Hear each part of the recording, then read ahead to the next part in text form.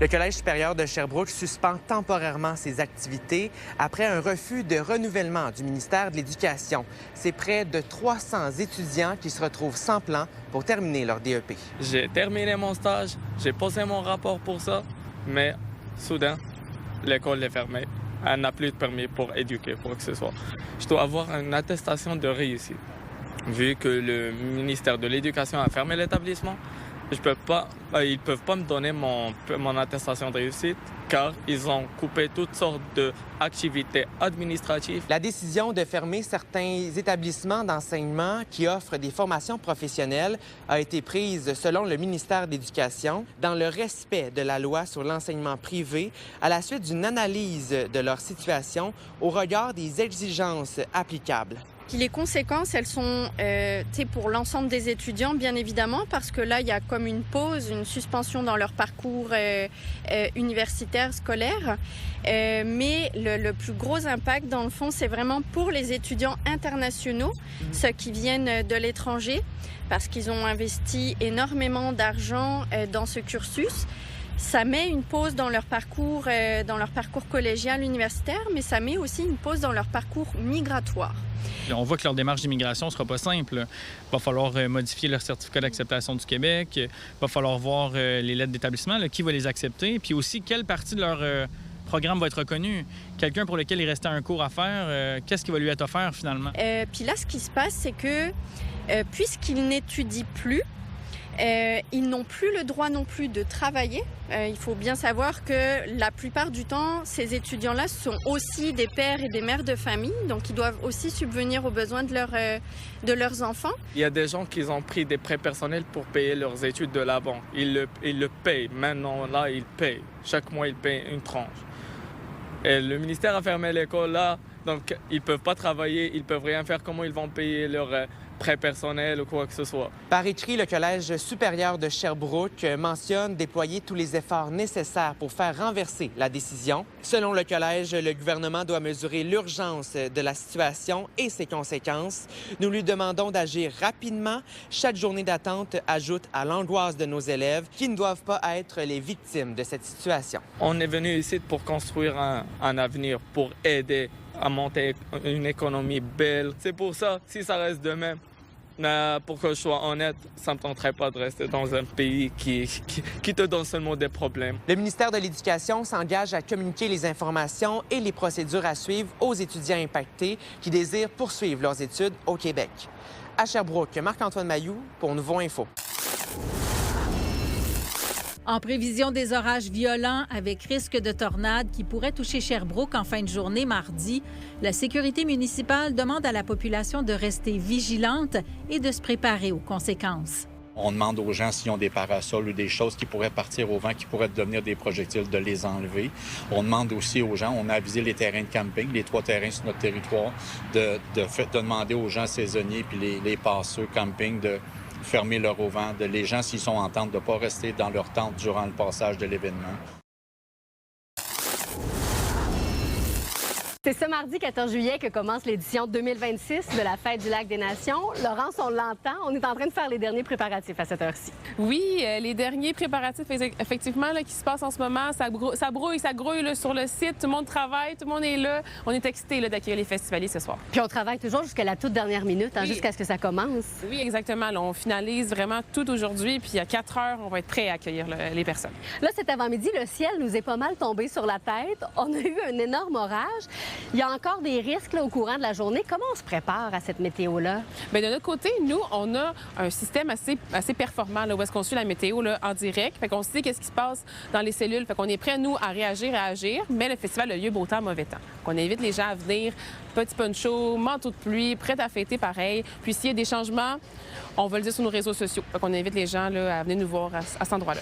Parce que s'il y a des orages à ce moment-là, vous faites quoi? Vous prenez une pause? Bien, dans certains cas, on peut prendre une pause, on peut reporter certains spectacles. Pire cas, annulé. On touche du bois que ça n'arrive pas.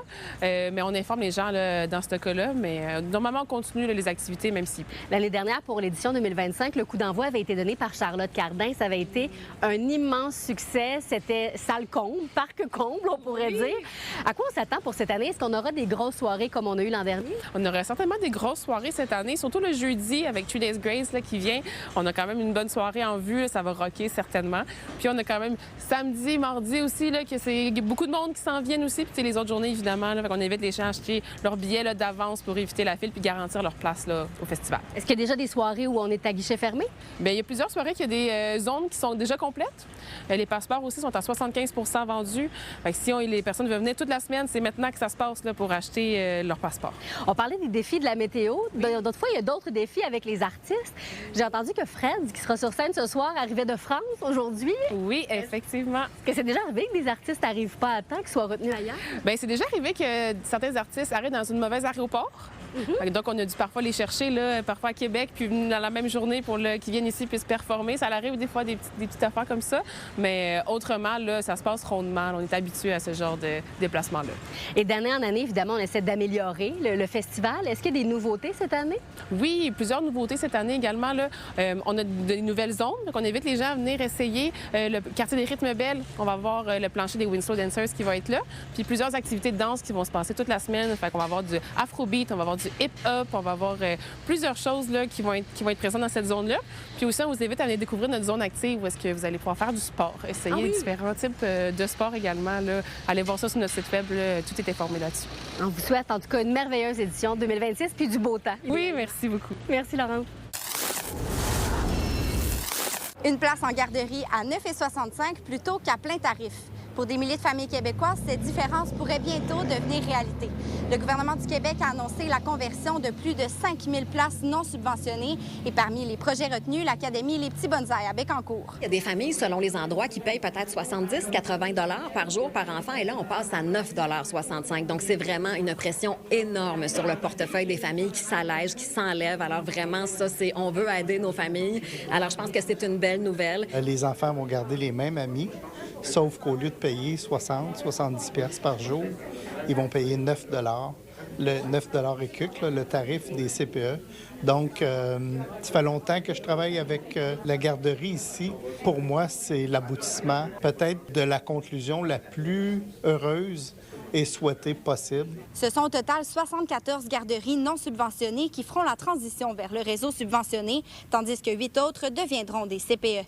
Cette nouvelle vague s'ajoute aux milliers de places déjà créées ou converties au cours des dernières années. C'est une mesure quand même à l'échelle du Québec qui coûte 400 millions environ sur 5 ans. Donc, ça démontre à quel point c'est une priorité pour notre gouvernement. Alors ça, c'est ce qui est pour la conversion. Mais à ça s'ajoute aussi, bien sûr, les nouvelles places que l'on crée. Il y a des milliers de places qui ont été créées en Mauricie depuis 2021. On prévoit que la région sera en équilibre dans les 2 prochaines années. Donc, on sait qu'on a un certain nombre d'enfants sur la liste d'attente. Mais avec, je pense qu'on a 300 places en réalisation, si ma mémoire est bonne. Donc, on prévoit être en équilibre d'ici 2 ans. Donc, on continue le travail pour la région ici. Ça leur permet d'avoir accès à des services de qualité à 9,65 $. Donc, ça, c'est important aussi pour les familles. C'était le but, en fait, d'avoir des places abordables dès la création du réseau, de pouvoir permettre aux parents de laisser leur enfant dans un endroit qui est sécuritaire, qui est éducatif et qui leur permet là, de retourner au travail, mais à un coût qui est vraiment moindre. Il y a Saint-Célestin qui va construire un nouveau CPE. Je le dis souvent, on est en train de changer le portrait de façon très évidente, le portrait de la région de Nicolet-Bécancour, tout le développement économique qu'il y a eu les dernières années. On sent l'arrivée de nouvelles familles. Donc, on vit une période vraiment prospère. 1, 2, 3, go! Direction Saint-Maurice. Ici, ce ne sont pas des places qu'on convertit, mais bien un nouveau projet qui prend forme. La première pelletée de terre de 2 nouvelles installations du CPE Flocon Drive a officiellement été donnée aujourd'hui. Je suis extrêmement satisfait de voir les pelles mécaniques s'affairer, de voir les fondations commencer. C'est un projet qu'on prévoit depuis longtemps. Donc, que ça puisse lever, là, pour nous, c'est juste une bonne nouvelle. On estime là, que juste pour le secteur ici, il y a plusieurs centaines d'enfants qui cherchent des places pour venir dans nos services éducatifs. Donc, c'est absolument nécessaire. C'est incontournable de s'installer ici aujourd'hui. Une fois construit, le nouveau CPE pourra accueillir près de 138 enfants de la région. À Saint-Maurice, Coralie Morancy, pour Nouveau Info. Pour toutes vos nouvelles, nos chroniques et des vidéos, consultez le site nouveau.info. Vous êtes nos yeux et nos oreilles sur le terrain. N'hésitez pas à nous écrire si quelque chose vous fait réagir ou si vous voulez nous raconter votre histoire à estrie@commercialnouveau.info.